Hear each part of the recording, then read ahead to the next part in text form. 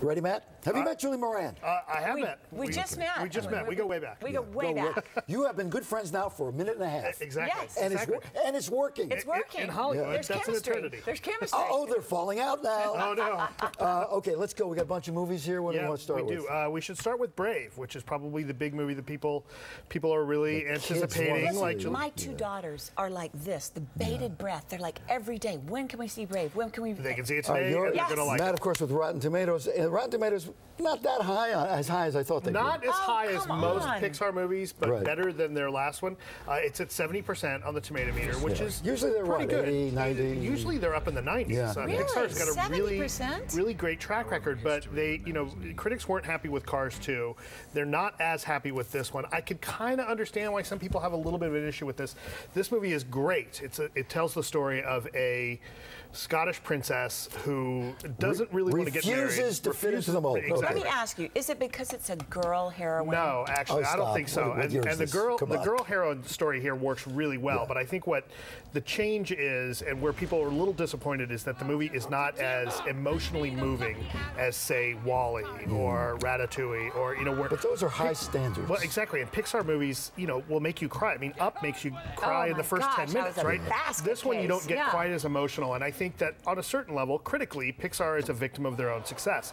They've done so well. Everybody loves their movies so much that when they do a movie that anyone else would be proud of, they're still held to this really high standard. I find that shot of the little red-haired girl is very compelling for little kids. It is good, and the movie is beautiful. Do you know my daughters haven't seen it? They can already quote lines from the movie.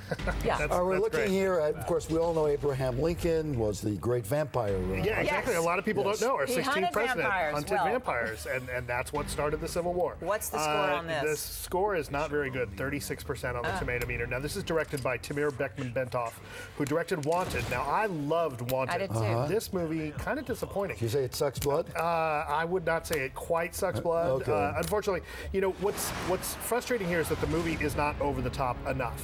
Okay. Next movie, as we move you along, and I'm sorry for rushing you, but Lisa Brecht talked much about Seeking a Friend. Seeking a Friend for the End of the World. Steve Carell, Keira Knightley. The critics are really split on this.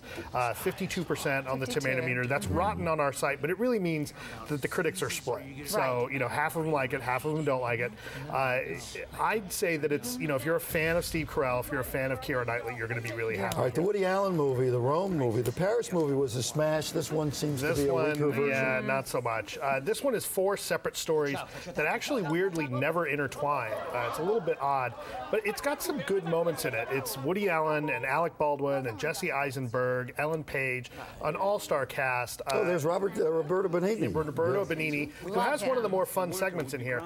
It's kind of a fun little movie, but it's not. And Woody Allen's actually in this movie. Woody is actually in this movie. I wouldn't say it's up to his greatest work, but if you're a fan of his, you're going to enjoy this. I wore a red dress for Rotten Tomatoes today. Perfect. Okay, here we go. You can catch Matt on Rotten Tomatoes Radio Thursdays at 3 on Sirius XM Radio. He's on his way over in the newsroom. Going to hang out with Maria. Yes. Do a Google Plus. Definitely. Off you go. Speed off. Out the door you go. Thank you. When we come